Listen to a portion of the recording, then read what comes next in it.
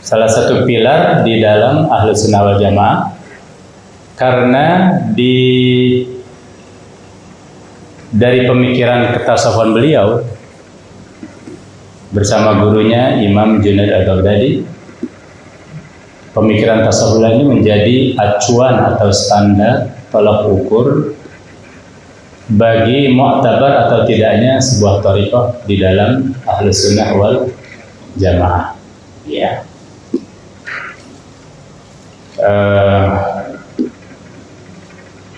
Maka kita sangat berhutang budi kepada Imam Al-Ghazali ini, sebagaimana kita berhutang budi kepada 4 imam yang menjadi pelahir 4 madhab, yaitu Imam Abu Hanifah, Imam Malik, Imam Muhammad bin Idris Asy-Syafi'i, dan Imam Ahmad bin Hanbal. Ya. Mangga sanggakeun. Ustaz, yang mana Ustaz?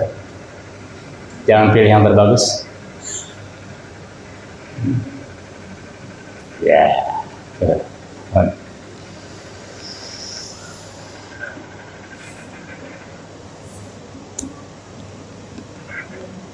Di samping 2 imam lainnya yang memberi kita firqah, masih ingat?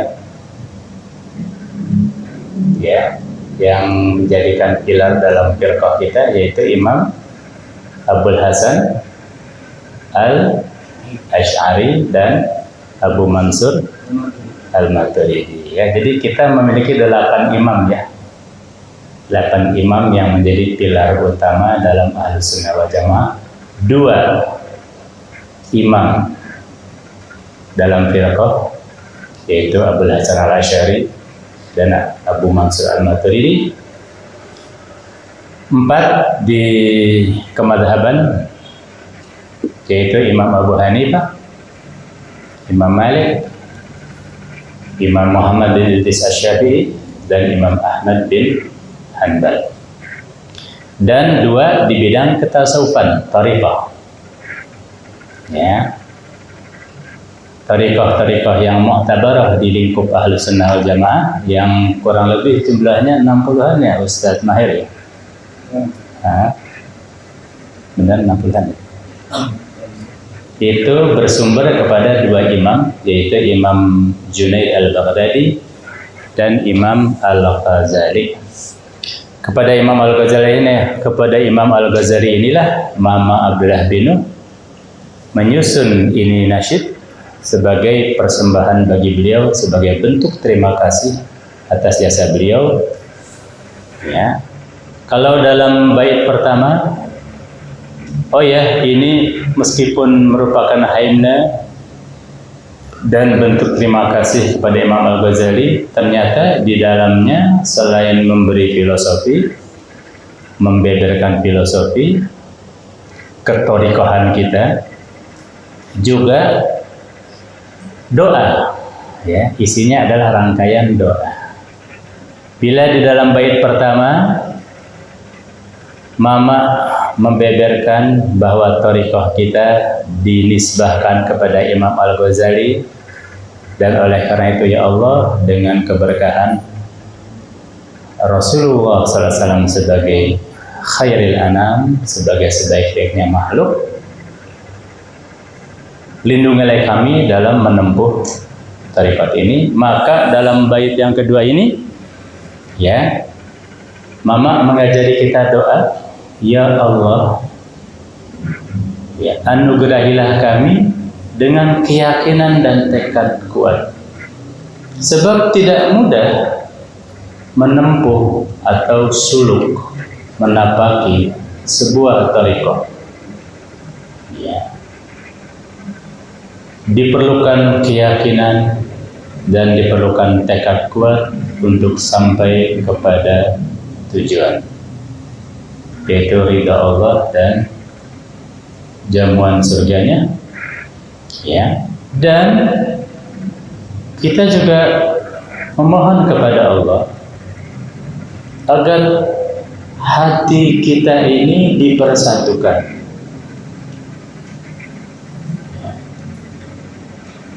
hati kita ini jangan mudah tercerai-berai hanya karena perbedaan-perbedaan furu'iyah, ya, perbedaan-perbedaan di masalah cabang, ya.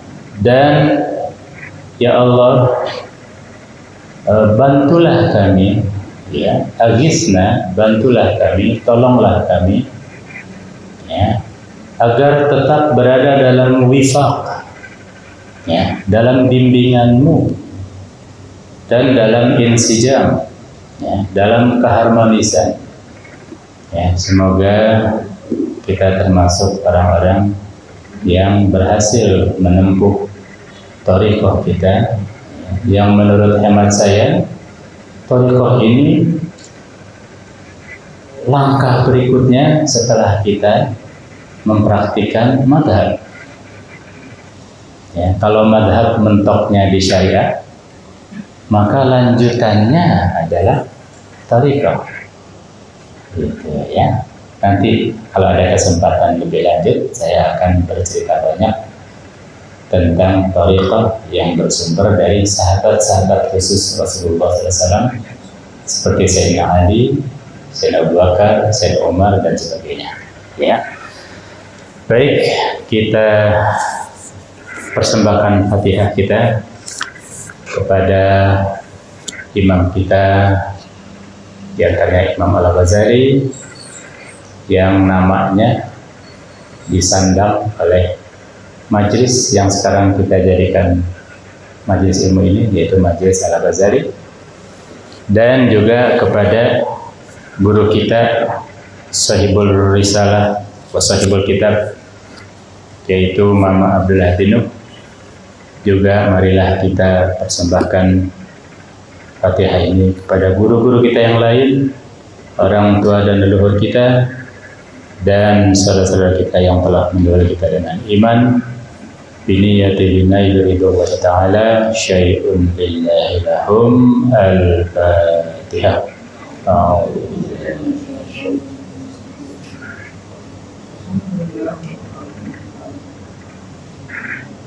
Iya.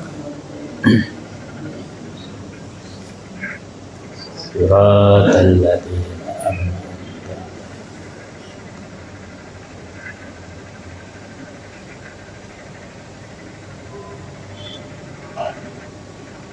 A'udzu billahi minasy syaithanir rajim. Bismillahirrahmanirrahim. Alhamdulillahirabbil alamin. Wassalatu wassalamu ala khatamil anbiya wal mursalin sayyidil kaunaini wa syarifis saqalain habibina wa maulana wa syafi'ina Muhammadin wa ala alihi wa ashabihi wa ali baitihi wa dzurriyyatihi ajmain. Allahumma fadna wa'asimna minadh dhunubi kaba'iriha wa saghairiha, la siyama asyirku bika wa uququl walidaini wal kadhibu wal kibru wal ujbu wal khiyanatu wa khulqul wa'di wa adamul wafa'i bil ahdi wal ghibatu wa zulmun nasi wa nisyanu annal ilma wad dina lil amali bihi la lil jadali wal mira'i bi rahmatika ya arhamar rahimin. Rabbi shrah li sadri wa yassir li amri wahlul 'uqdatan min lisani yafqahu qawli. Rabbi zidni ilma warzuqni fahma. Subhanaka la ilma lana illa ma 'allamtana innaka antal alimul hakim. Amin Allahumma. Pertama-tama kita mengkaji risalah La Taifiyah fil Islam terlebih dahulu. Kita masih berada di muqaddimah yang ke-8 ya Ustaz Auladi, halaman 17. Wa qad ikhtalafa ya.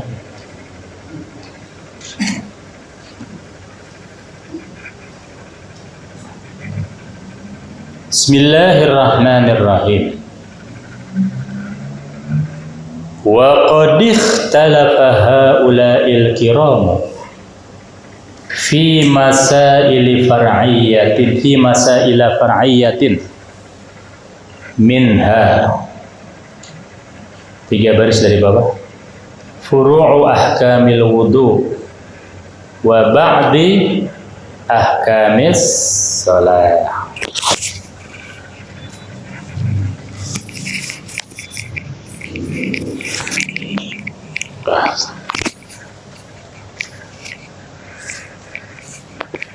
Mereka orang-orang mulia ini, yaitu para sahabat, ya, para sahabat dan para tabi'in, biasa berikhtilaf dalam masalah-masalah furu', masalah-masalah cabang, ya. Minha, diantaranya cabang-cabang hukum wudu dan sebagian hukum-hukum salat, atau penetapan sebagian najis. Misalnya, jangan heran di mazhab Imam Malik anjing tidak najis. Wa fi taqsimil mirathi bainal jaddi wal ikhwah, atau dalam pembagian waris antara kakek dan saudara, wa ghairi dzalika. Falau kana al-ikhtilafu fi mithli hadhihi al-masaili dalalan wa isyanan lima waqa'u fihi radhiyallahu anhum. Kalau seandainya perbedaan pendapat dalam masalah seperti ini merupakan satu bentuk kesesatan dan kemaksiatan, mengapa orang-orang yang diridhoi oleh Allah ini, yaitu para sahabat, terjerumus ke dalamnya? Artinya itu bukan perbedaan pendapat sejauh apapun, bukan bentuk kesesatan, bukan pula bentuk kemaksiatan. Ya, jangan sampai kita mengatakan orang-orang penganut mazhab Maliki, mentang-mentang mereka tidak mengatakan anjing itu najis, tersebut sebagai orang yang fasik misalnya. Ya. Atau mentang-mentang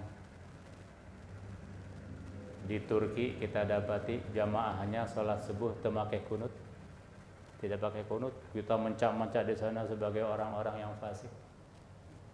Jangan sampai ya. Itu. Jadi perbedaan pendapat dalam hal ini sudah biasa, karena di zaman sahabat pun antara sahabat biasa berbeda pendapat. Itu ya. Nah, nanti ini kalau kita perluas bisa lebih luas lagi. Ya, termasuk memilih sistem pemerintahan ya. Itu. Ya. Ada yang memilih sistem kerajaan, ada yang memilih sistem republik, ada yang memilih sistem khilafah. Ya. Nah, yang mencak-mencak bahwa sistem khilafah itu adalah pokok agama, harus ngaji dulu ke sini ya. Itu ya. Itu bagian dari furu'. Karena itu tidak heran ada perbedaan pendapat. Ya. Wahum min samimil firqatin najiyati. Mereka ini adalah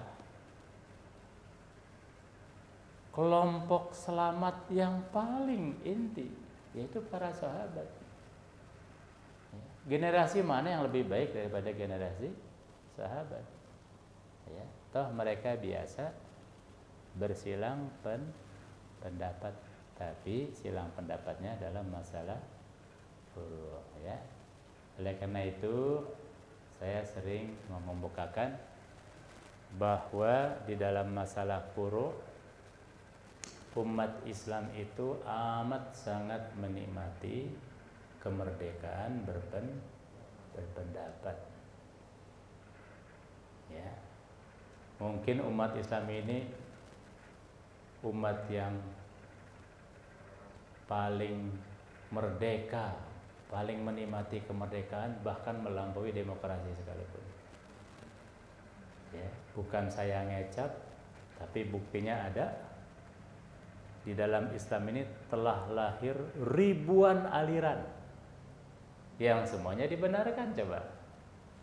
Ya, belasan aliran dalam perbedaan memahami ilmu tauhid, memahami cabang ilmu tauhid yang disebut dengan firqah. Ratusan aliran dalam memahami perbedaan cabang ilmu fikih yang disebut dengan madhab. Ratusan madhab sudah lahir dalam Islam. Dan telah lahir pula ribuan aliran dalam memahami cabang ilmu tasawuf yang disebut apa? Tariqah, ya. Belasan firqah, ratusan madhab, ribuan tarikat yang sudah lahir dalam sejarah tasyri' Islam, sejarah syariat Islam ini merupakan bukti bahwa umat Islam teh betul-betul amat menikmati kemerdekaan berpendapat dalam masalah furu', ya. Kalau dalam masalah pokok pasti mereka bersatu, ya. Tapi sering saya ingatkan pula bahwa kemerdekaan berpendapat ini ada 3 syarat pokoknya, ya. Yang pertama apa? Harus diwakili oleh ahlinya, harus ada kompetensi. Yang kedua, tidak boleh merasa benar sendiri. Yang ketiga, tidak boleh memaksakan pendapat kepada pihak lain, ya. Kalau 3 syarat itu ditaati, insya Allah, ya, rukun dan damai, ya. Cuma sekarang ini ada orang yang melanggar ketiga syarat tersebut. Belum ahlinya sudah bersuara, ya. Masih abal-abal, masih ece-ece, udah berani berijtihad. Saya aja belum berani, ya. Saya aja ini yang tanya sama Ustaz Mahir, saya ini ketua Manchester United Indonesia, ya, MUI. Itu saya belum berani berfatwa loh. Itu dari Newcastle United, ya. Saya aja belum berani berfatwa. Saya akan tanya ke MUI pusat. Saya akan tanya kepada guru saya, misalnya Ki Ma'ruf Amin. Ya, itu. Ya. Kemudian setelah yang abal-abal ini berani berfatwa, dilanggar pula persyaratan yang kedua, yaitu menyalahkan pihak lain, seolah-olah merasa dirinya benar sendiri. Wah, makin kacau. Ya. Dan yang ketiga, marah kalau orang lain tidak mengikuti pendapatnya. Kita dipaksa untuk mengikutinya. Ya, mencak-mencak dia kalau kita tidak mengikuti pendapatnya. Ini sudah kacau, ya. Ya. Mengapa syarat pertama harus yang ahlinya? Karena dimanapun selalu kita membutuhkan yang ahli, ya. Itu. Manchester United itu isinya orang-orang ahli sepak bola. Kalau bukan ahlinya, mana mau kita nonton Manchester United? Ya, mana mau saya jadi ketua Manchester United Indonesia cabang Bogor? Ya, itu, ya. Jadi harus sama ahlinya. Ya. Yang kedua, ya, si ahli ini tidak pernah merasa benar sendiri, karena dalam dunia ijtihad sekeliru-kelirunya itu sudah dapat ganjaran 1 kali berijtihad, ya. Sehingga dalam dunia istihad ini tidak ada yang dikriminalkan karena pendapatnya. Semua ahli istihad dianggap benar. Ya, tapi benarnya relatif. Benar mutlak hanya di tangan Allah Subhanahu. Syarat yang ketiga, tidak boleh memaksakan pendapat kepada pihak lain. Karena apa? Kebebasan. Sebagaimana engkau para ahli ijtihad, kalian para ahli ijtihad diberi kebebasan berpendapat, maka umat pun diberi kebebasan untuk memilih, ya, mengambil atau tidak pendapat Anda. Kalau Anda tidak laku, jangan marah. Dari 250-an madhab yang pernah lahir, sebagian besar nggak laku di zaman sekarang. Tinggal berapa? Hah? Tinggal berapa? Tinggal 8, coba bayangkan ya. Dari 250 madhab yang pernah lahir nih, kurang lebih 250 lah. Ya, nggak percaya hitung sendiri aja. Tinggal 8 sekarang ya. Yaitu 4 Ahlus Sunnah wal Jamaah, ya, 2 Syiah, dan ada Ibadi serta Zahiri ya. Nah, Ustadz Mahir ini sering ketemu orang-orang Ibadi ya. Nah, dari Kesultanan Oman ya. Itu ya. Baik, kita lanjutkan. Min huna ittadaha lana annal ikhtilafa fi furu'il masailil ijtihadiyyati laisa fiha khatarun wala dararun. Dari sini jelas bagi kita bahwa perbedaan pendapat, silang pendapat dalam masalah-masalah cabang yang ijtihadable. Ini istilah baru ya. Ijtihadable. Yang terbuka untuk diijtihadkan, laisa fiha khatarun wala dararun. Tidak mengandung sedikit pun bahaya maupun hal yang merugikan, madarat. Ya. Wallahu, ya, sampai di sini dulu kajian terhadap risalah Lataifiyah fil Islam. Apa artinya Lataifiyah? Tidak ada sektarianisme di dalam Islam. Yang ada adalah madhab. Ya. Alhamdulillah agama kita ini tidak semalang nasib saudara kita dari Nasrani misalnya ya. Mohon maaf, barangkali di sini ada orang Nasrani, di majelis ini nggak ada ya. Nah, orang Nasrani itu malang sekali karena agamanya sudah terpecah-pecah menjadi sekian ratus sekte. Ya, kata sahabat-sahabat saya di katedral itu, sekte di agama Nasrani itu Ustadz sudah mencapai 700-an. 700. Berarti 700 jenis gereja. Di mana satu jamaat, satu gereja tidak bisa sholat di gereja lain. Ya. Jemaat gereja Pantekosta tidak bisa sholat di gereja Advent hari ke-7 misalnya. Ya. Jemaat gereja Zebaot tidak bisa sholat di gereja orang suci zaman akhir. Kalau di kita kan bebas ya. Kita ke maghriban di Istanbul, sholat aja di sana di Masjid Sulaimaniyah. Diusir nggak? Nah, ya. Kita berjamaah Jumat di Casablanca, Maroko. Bukan Casablanca Kuningan ya. Ya, Darul Bayda. Ya. Enak saja, padahal di sana mazhabnya berbeda dengan kita ya. Mazhab apa? Maliki. Ya, bahkan bapak-bapak, ibu-ibu yang ikut umrah dengan saya, ya, yang sudah maupun yang akan datang berjamaah di Masjidil Haram dan di Masjid Nabawi, imamna teh beda mazhab jeung urang. Imamain ini, ya, Imamul Haramain ini mazhabnya berbeda dengan kita karena beliau-beliau ini menggunakan mazhab, mempraktekkan mazhab Hanbali. Apakah kita tidak boleh? Boleh.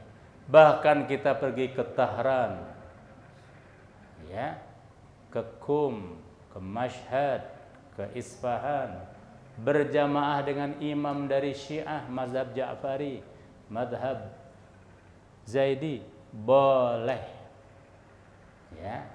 Ustaz Maher pernah nggak sholat di Sultan Qobus, Masjid Sultan Qobus? Belum pernah? Ya, sama, saya juga belum pernah. Baru berkunjung ke sana tapi sedang tidak berjamaah. Ya. Seandainya kita berjamaah dengan imam di sana di Masjid Sultan Qobus di Masqat, Oman, yang imamnya bermadhab ibadi, boleh. Ya, karena tidak ada sektarianisme dalam Alhamdulillah. Bismillahirrahmanirrahim. Sekarang kita mengaji kitab Ana Muslim Sunni Syafi'i. Ya. Ustaz Hashimi sudah dibagikan kopinya. Kita sudah sampai halaman 30 ya. Sering saya kemukakan bahwa kitab Ana Muslim ini dikarang oleh Mama Abdullah bin Nuh full dalam bahasa Arab. Min awaliha ila akhiriha. Dari awal sampai akhir. Beliau menulisnya dengan pensil, ya, ditulis di buku-buku tipis, ya, berjumlah 545 halaman, ya, manuskrip tulisan tangan. Alhamdulillah masih kami simpan. Dulu kita mengkopi langsung dari manuskripnya. Alhamdulillah berkat jasa ulama muda Yaman yang tinggal di Jeddah, yaitu Dr. Muhammad Abu Bakar Abdullah Badid, ya, yang beliau adalah pecinta karya-karya ulama Nusantara. Jadi beliau tuh sering bolak-balik Jeddah, Indonesia. Ketika disaudari manuskrip Mama melonjak kegirangan, langsung terbang ke Kairo, ya, langsung di sana ada yang menerima untuk dicetak, yaitu percetakan atau penerbitan Darus Saleh di Kairo yang tidak jauh dari asrama santri Al-Azhar. Tidak lama kemudian dicetak. Alhamdulillah cetakan pertama nggak lama habis. Sekarang cetakan yang kedua, ya, alhamdulillah. Inilah di abad ke-21 ini karya ulama Nusantara yang pertama kali dan baru satu-satunya dicetak di dunia Arab. Alhamdulillah, ya. Ini yang kita kaji dan alhamdulillah sudah ada terjemahannya, ya. Yang membutuhkan terjemahannya silakan mendapatkan dari Ustaz Termudi. Sering saya ungkapkan bahwa Ana Muslim ini sebenarnya kitab yang sangat sederhana. Sesuai dengan judulnya, Ana Muslim Sunni Syafi'i, ya. Maka kitab ini secara sederhana dibagi menjadi 3 bab. Bab pertama, Ana Muslim. Bab yang kedua, Ana Sunni. Bab yang ketiga, Ana Syafi'i. Ya, jadi kitab yang setebal ini itu ternyata hanya 3 bab. Ya. Ana Muslim, Ana Sunni, Ana Syafi'i. Ya. Tetapi pembagian halamannya jomplang sekali. Bab yang pertama, Ana Muslim, hanya 1 halaman. Ya, bisa dilihat di fotokopinya. Ya. Bab yang kedua, belum ada mungkin di situ, ya. Langsung halaman 30. Bab yang kedua, Ana Sunni, hanya 4,5 halaman. 4,5 halaman. Tetapi Ana Syafi'i, ya, itu sekitar 120 halaman lebih, ya. 120 halaman lebih. Ya, sampai kepada al-mithal. Amsilatul masail. Amsilatul masail. Yaitu halaman 168.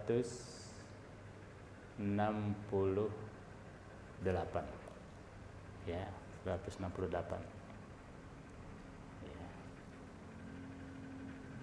Ya, betul. Dari halaman 24 sampai 168, jadi 144 halaman. Mama dedikasikan, Mama Abdullah bin Nur dedikasikan untuk bab ketiga, yaitu ana Syafi'i. Ya, ana Muslim hanya 1 halaman, ana Sunni 4,5 halaman, ana Syafi'i 144 halaman kurang lebih. Kok bisa sebanyak itu?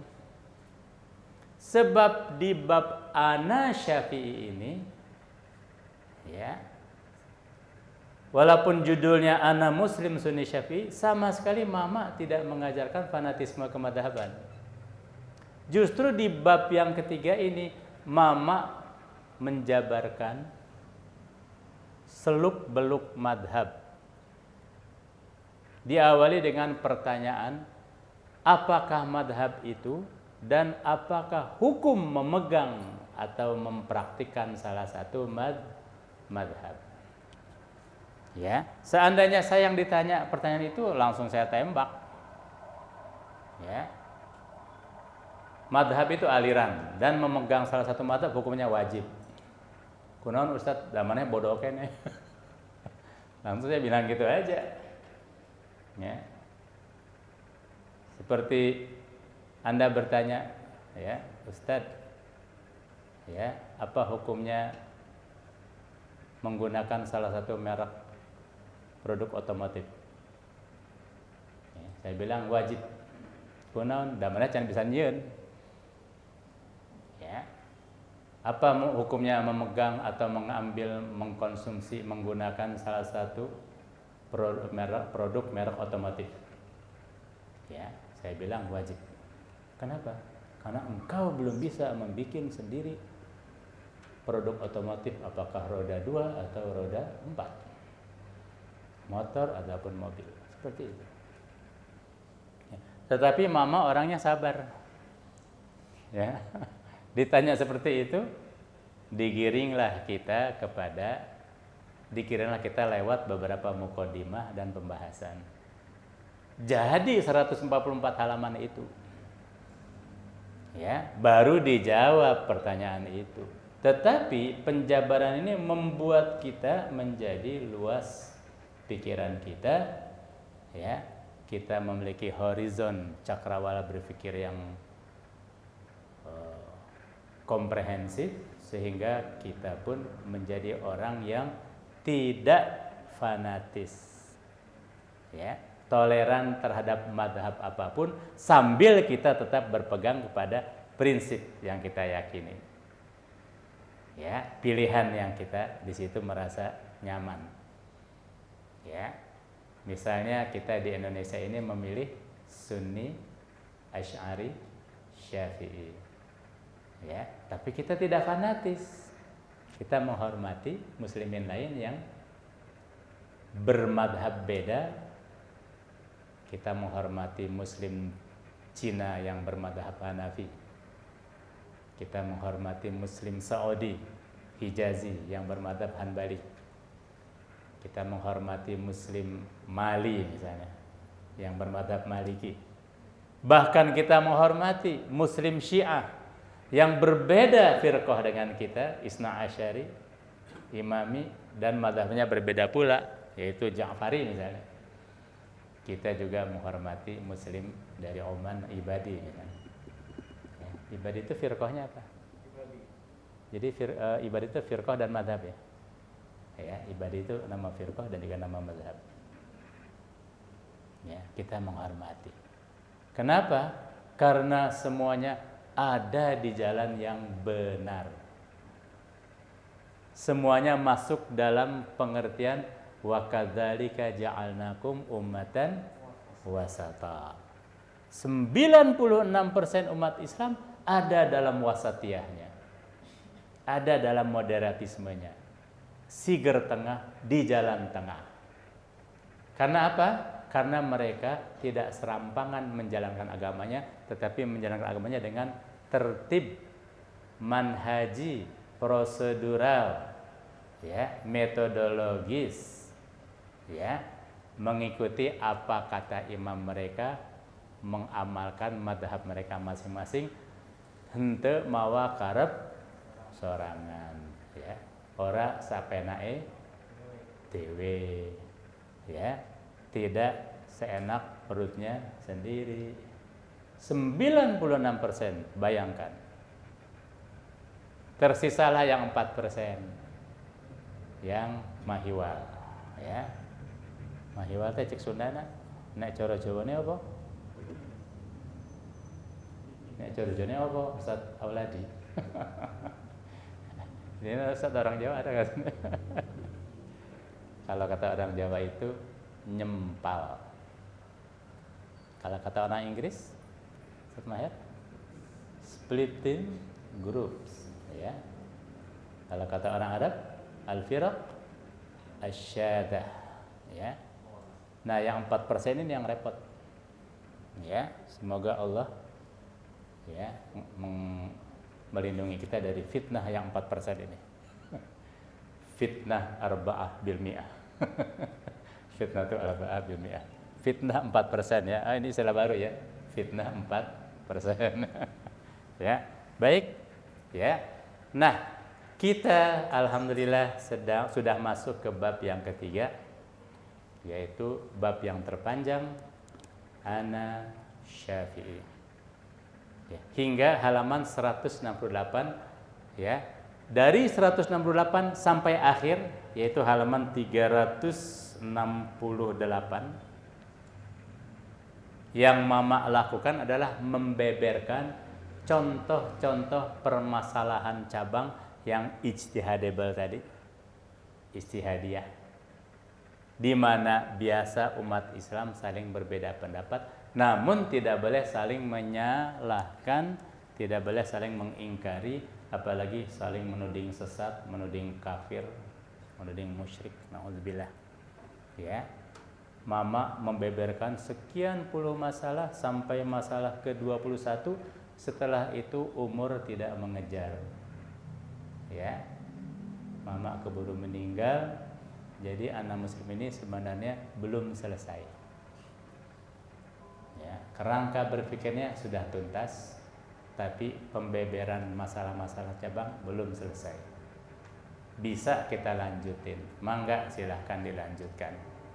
Ya, dengan masalah-masalah masa ilmu tajaddidah, masalah-masalah baru yang sifatnya masalah cabang, pasti di situ umat Islam berbeda pendapat. Misalnya di sini belum dicantumkan perbedaan pendapat umat Islam terhadap masalah asuransi, misalnya. Belum ada di sini. Ya. Atau masalah apa? Ya, masalah bank misalnya belum ada.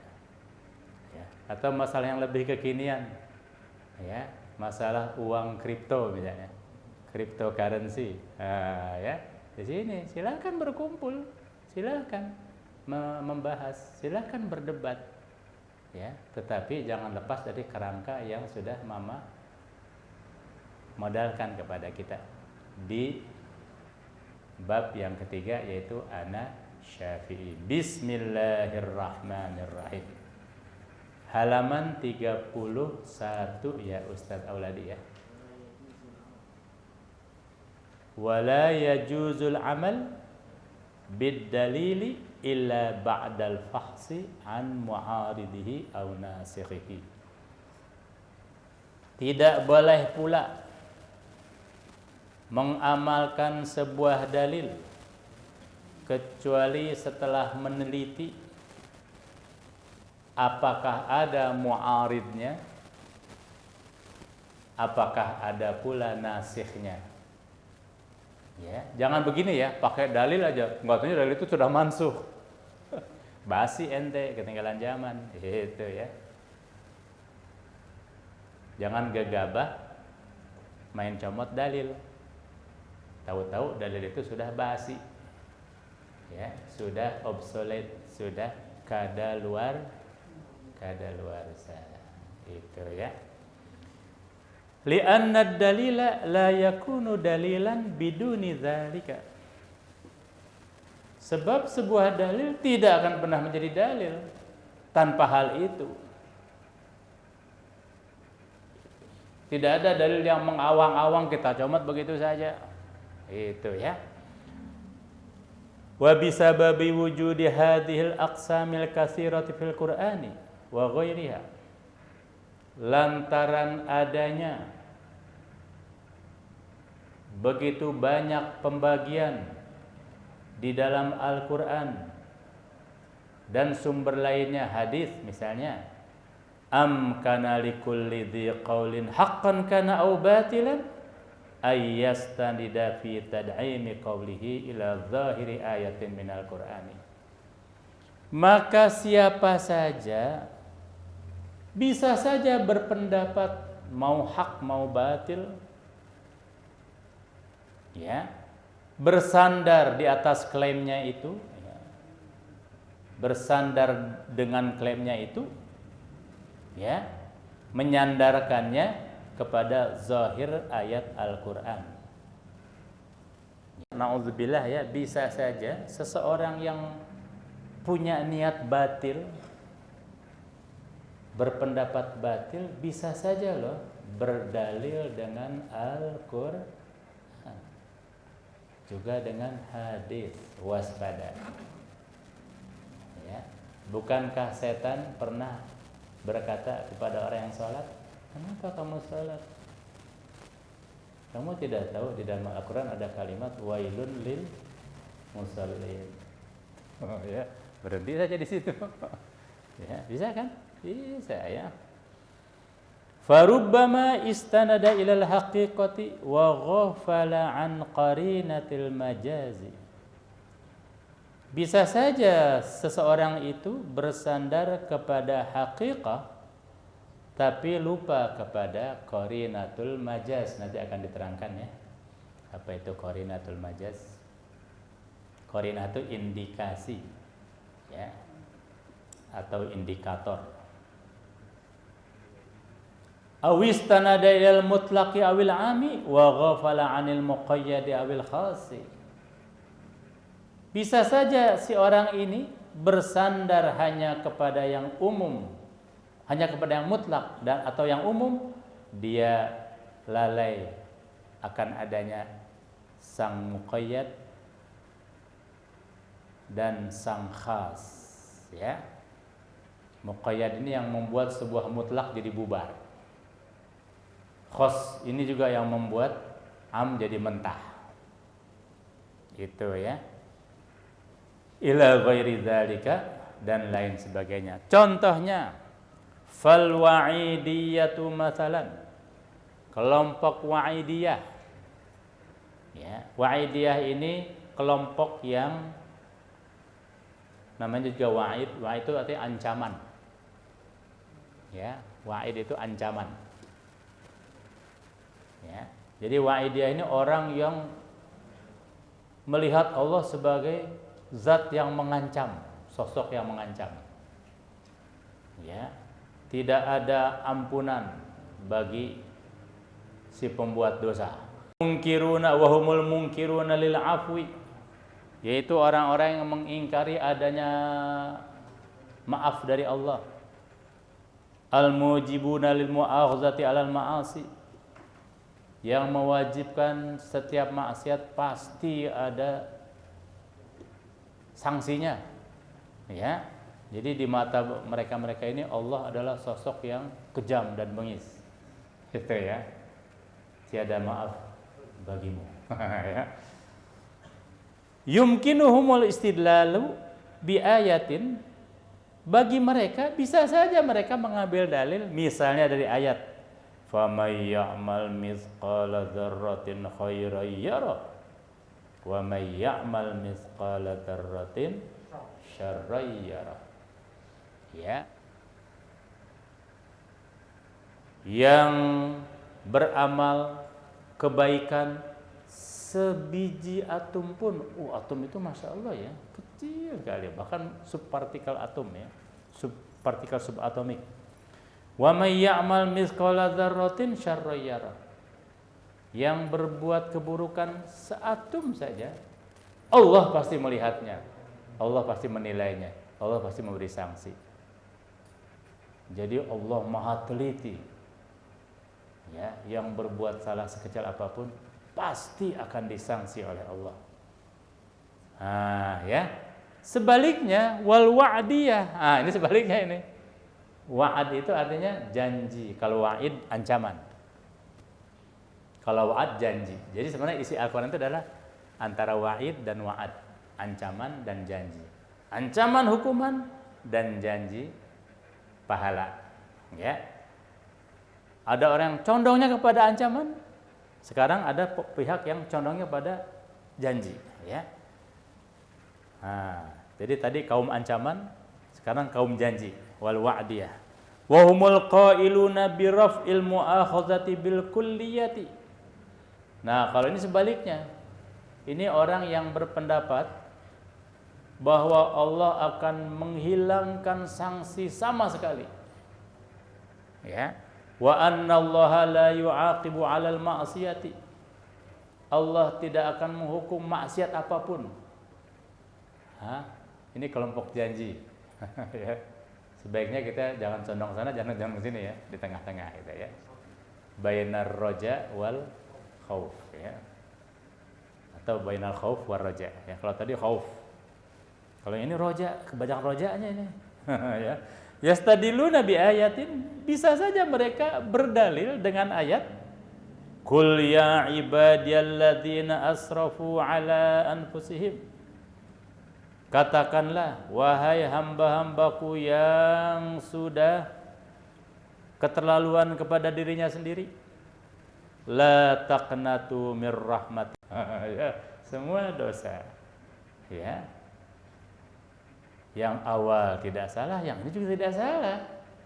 Ya. Yang salah memahaminya. Yang keliru adalah memahaminya ya. Disebut salah juga tidak ya, keliru. Keliru memahami.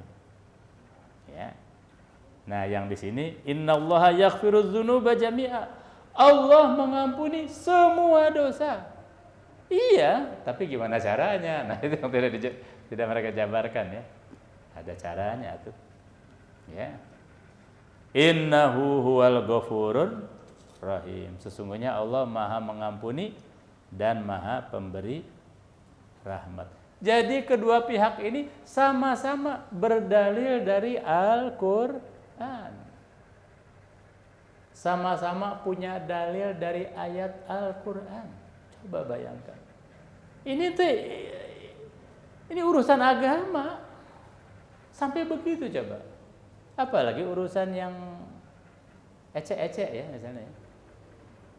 Contohnya dulu ya, kampanye di zaman Orde Baru, masih ingat nggak? Belum pada lahir ini ya. Orde Baru. Ustadz Maher mungkin belum lahir ya, Orde Baru. Coba bayangkan zaman Orde Baru ya. Partai Ka'bah dengan Partai Golkar sama-sama punya ayat loh. Sama-sama punya Al-Qur'an, bayangkan coba. Ya. Partai Ka'bah ini sekarang P3. Ya, punya ayat wala taqrabu hadhis sajarah. Janganlah engkau mendekati pohon tersebut. Apa pohon itu, Bapak-bapak, Ibu-ibu? Pohon beringin. Jangan dekati. Laba jurigna. Dengan kata lain, jangan memilih orang Golkar juga menggunakan ayat Quran. Ya, apa itu? Allah itu. Radhiyallahu alladzina yabiuna tahta syajarah, itu apa? Apa ayatnya itu? Ustaz. Allahumma shalli alaihi. Coba bantu saya, manual. Bayatul Ridwan ya, ayat tentang Bayatul Ridwan. Ya, Allah ridho kepada orang yang berbaiat di bawah pohon. alladzina yubayyi'una tahta syajarah. Ya.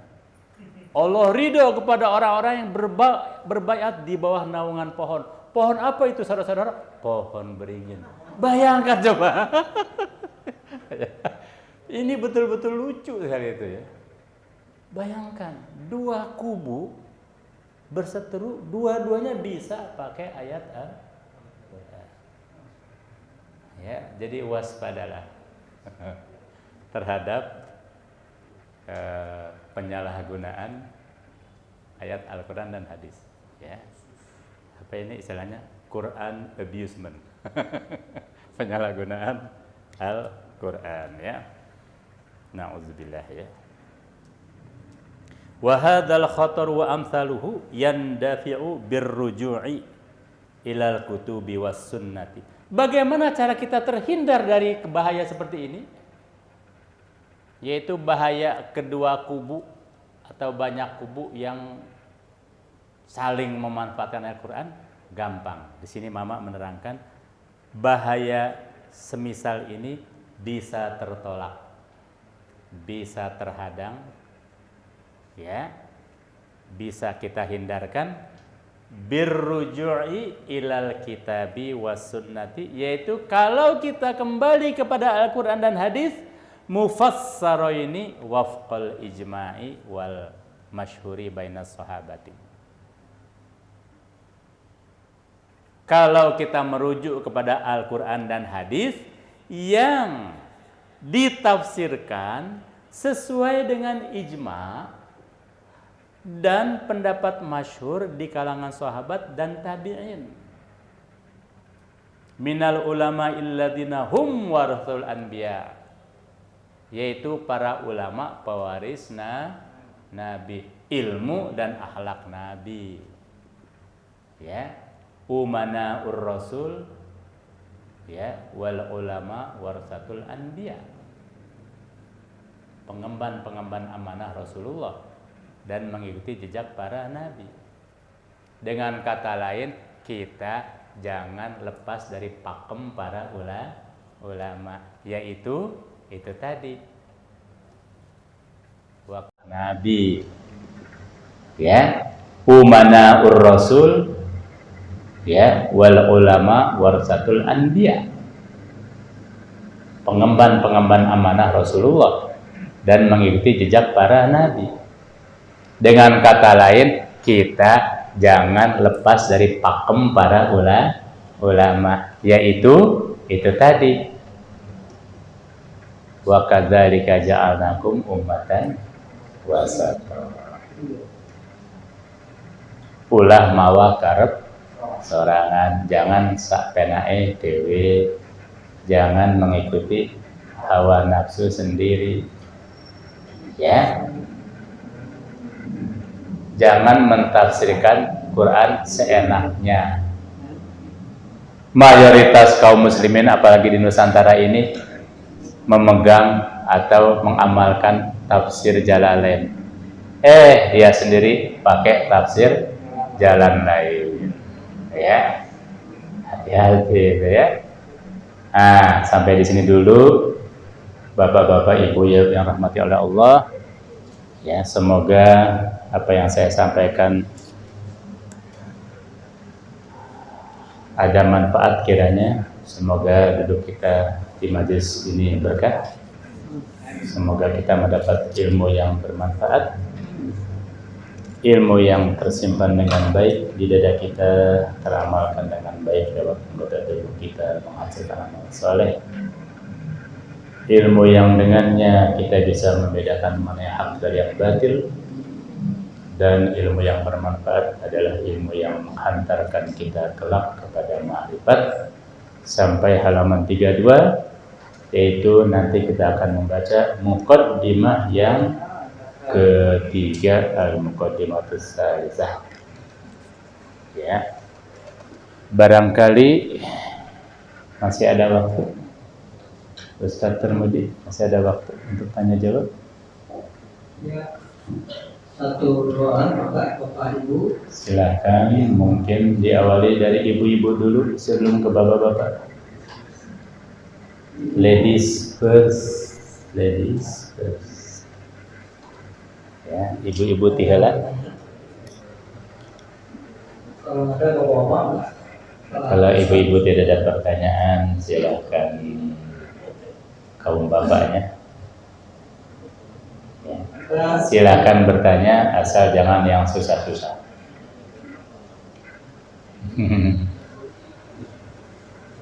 Ustadz Dini, kalau tidak ada, mari kita tutup, ya. Syukur atau kalau ada namanya, karena Ustadz ini dari sini langsung akan ziarah ke dalam Cikundul.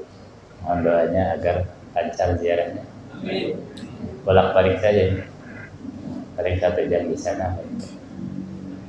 Ya. Karena dalam Cikundul ini adalah salah satu pakunya Tatar Sunda. Ya. Dan beliau adalah kakek mama yang ke-10. Ya, kakeknya mama yang ke-10. Baik, kita tutup sampai di sini.